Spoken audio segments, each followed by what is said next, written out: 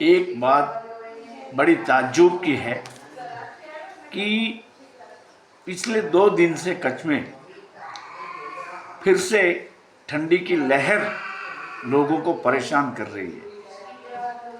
आप ये मान के चलिए कि ये 2 दिन की जो ठंडी है उसने शायद 100 इयर्स का रिकॉर्ड तोड़ दिया है। It's a very unique thing.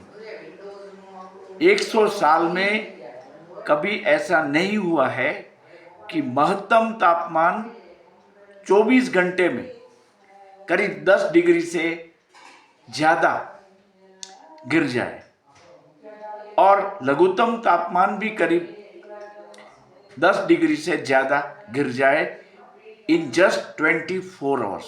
तो ये एक रिकॉर्ड है।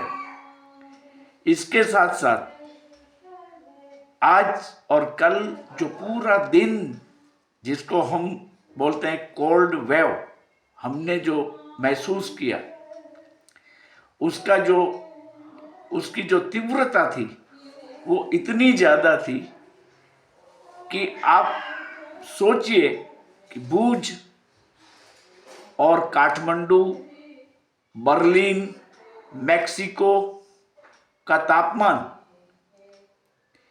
समान रहा। काठमांडू जो कि हिमालय के पास आया हुआ है, वहाँ जो मिनिमम तापमान था वो भुज के बराबर ही था। तो ये ऐसा हालात क्यों हो रहा है? आपको मैं याद दिलाऊंगा कि बीते साल यानी 2023 में मार्च महीने में भुज का मैक्सिमम टेम्परेचर जो था वो था 39 डिग्री सेंटीग्रेड।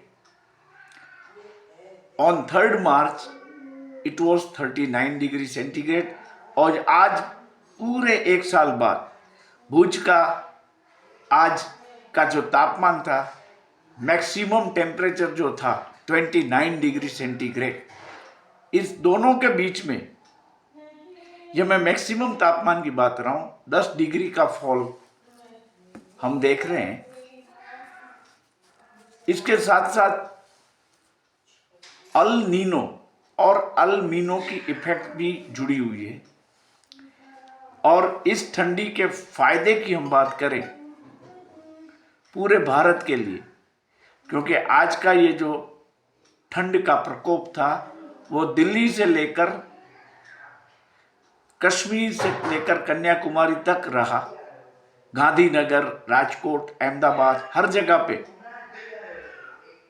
ये तापमान की 2 दिनों की गिरावट ने लोगों को ये एहसास करवाया कि जैसे विंटर फिर से आ गया है। आप देखिए गांधीनगर में भी 13 डिग्री सेंटीग्रेड का मिनिमम तापमान था। It must be A record. अगर कोई देखे कि मार्च में इतना तापमान होता है कभी गांधीनगर का, शायद नहीं होगा। तो ये चीज बहुत ही डरा देने वाली है, क्योंकि मार्च में ठंड का होना वो फ्लू के वायरस के लिए बढ़ावा देने जैसी बात है। और कच्छ की तो हालत क्या हुई कि नलिया में आज मिनिमम टेम्परेचर 11.1 डिग्री सेंटीग्रेड था और भुज में 13.1 डिग्री सेंटीग्रेड था। मैक्सिमम टेम्परेचर भी दोनों जगह पे बहुत कम थे।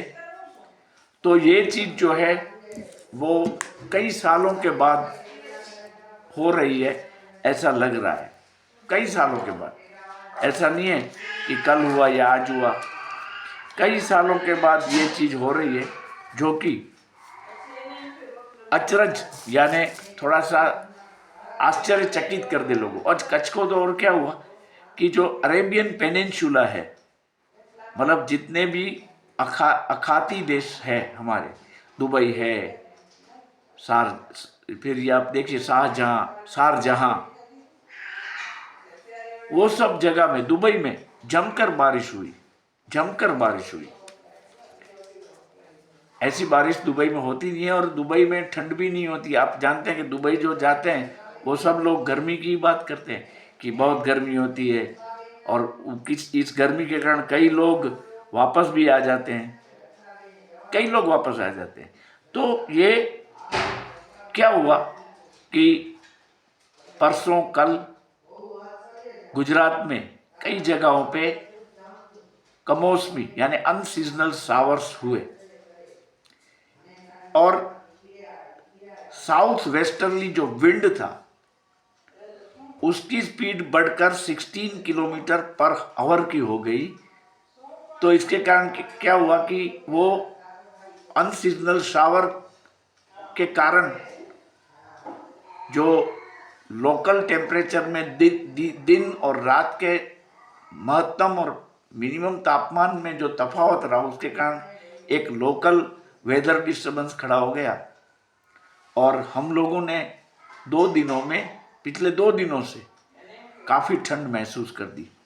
मैंने आपको बताया कि आप सोचिए कि काठमांडू, बर्लिन, मेलबोर्न और मेक्सिको के समकक्ष भुज का तापमान रहा, वो मैंने आपको बताया। तो ये कितनी बड़ी बात है, आप सोचिए। अभी जुलाई में अल मीनो में थोड़ा सा डिसअपियरेंस होना शुरू होगा, और उसकी जगह पे अल नीनो आ जाएगा। तो ये जो रिकॉर्ड ब्रेक 2 दिन की ही जो ठंडी है, वो ये दर्शाती है कि अगले साल, मतलब इस साल का जो मॉनसून होगा वो बहुत ही बढ़िया होगा। भारत में मैं मानता हूँ कि 110 से 184% ज़्यादा बारिश होगी, ऐसी वेदर वेबसाइट ऐसा दिखा रहा है। हालांकि मैं कोई हवामान शास्त्री नहीं हूँ, ना ही मैं वेदर के बारे में कुछ पढ़ा हूँ, लेकिन ये मेरे शौक का विषय है, तो मैं खुद देखता रहता हूँ, और उसमें जो इंटरेस्टिंग बाबतें हैं वो मैं लोगों के लिए शेयर करने की कोशिश करता हूँ। क्योंकि ये आप सबने फील किया कितनी ठंड थी 2 दिन में, नहीं तो मार्च में कभी ऐसी ठंड नहीं होती है।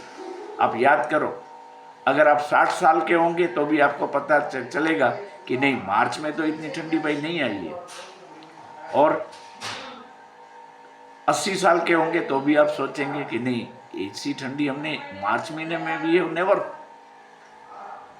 फील। तो क्या है इसका मतलब, ये रिकॉर्ड ब्रेक ठंडी थी। और आज रात को भी भुज में भी जो मिनिमम टेम्परेचर है वो 11 डिग्री सेंटीग्रेड तक जा सकता है, मतलब आपको कंबल वगैरह रखना पड़ेगा। और ये परिस्थिति जो है वो अगले 3 दिन तक चलेगी, लेकिन अभी इसमें धीरे धीरे तापमान बढ़ता जाएगा, और शायद अभी 3 दिन के बाद होली है, तो होली के दिन ठंड कम रहेगी। हालांकि उनकी प्रेजेंस तो रहेगी ठंडी की, लेकिन उस दिन से शायद फिर समर का आगमन हो जाएगा। और इस साल भी समर भी बहुत लंबा चलने वाला है, ये याद रखिए। तापमान बहुत बढ़ सकता है। ये सब जिसको हम ज्योग्राफिकल इवेंट्स मानते हैं, मॉनसून का आना, समर का जाना, विंटर का आना, समर का जाना, ये चलता रहता है। लेकिन ग्लोबल वार्मिंग के चलते जो एटमॉस्फेरिक चेंजेस हो रहे हैं, क्लाइमेट चेंज हो रहा है, वो बहुत ही चिंता का विषय है। आपने देखा जापान में, अमेरिका में बर्फीले तूफान आए, बहुत तूफान आए, जम्मू कश्मीर में भी एवलेंचेस हुए। तो ये होता रहेगा अभी। और मैं एक स्कॉलर तो नहीं हूँ, लेकिन एक जिज्ञासु हूँ। मैं ऐसा मानता हूँ कि इस साल मॉनसून के आने के वक्त कच्छ में भी साइक्लोन आएंगे और उससे हमें बच के रहना होगा। ठीक है, ये तो वैसे ही बात कर दी है।